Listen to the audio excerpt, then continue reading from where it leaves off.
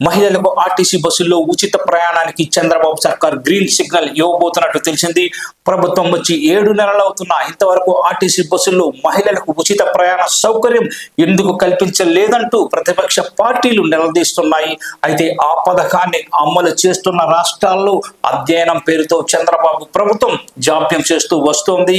ఈ మధ్య రవాణా శాఖ మంత్రి రామ్ ప్రసాద్ రెడ్డి నేతృత్వంలోని మంత్రుల కమిటీ కర్ణాటక రాష్ట్రంలోని ఆర్టీసీ బస్సుల్లో ప్రయాణించింది. ప్రయాణికుల నుంచి వివరాలు సేకరించింది. అలాగే ఈ కమిటీ కర్ణాటక సీఎంతో కూడా భేటీ అయింది.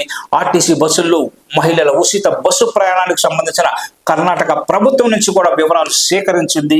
ఈ నేపథ్యంలో చంద్రబాబు నేతృత్వంలోనే నిర్వహించే కేబినెట్ సమావేశంలో ఆర్టీసీ బస్సుల్లో మహిళలకు ఉచిత ప్రయాణంపై సానుకూల నిర్ణయం తీసుకొచ్చవచ్చు అనే ప్రసారం అయితే సాగుతోంది. ఇప్పుడు మహిళలకు ఉచిత ప్రయాణం వల్ల నెలకు అయ్యే ఖర్చు తదితర వివరాలను ఇప్పటికే ప్రభుత్వం అయితే తెప్పించుకుంది.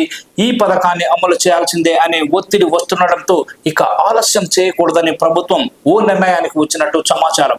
కనీసం 1-2 నెలల్లో ఉచిత ప్రయాణం మొదలుపెట్టే అవకాశాలున్నాయని తెలుస్తోంది.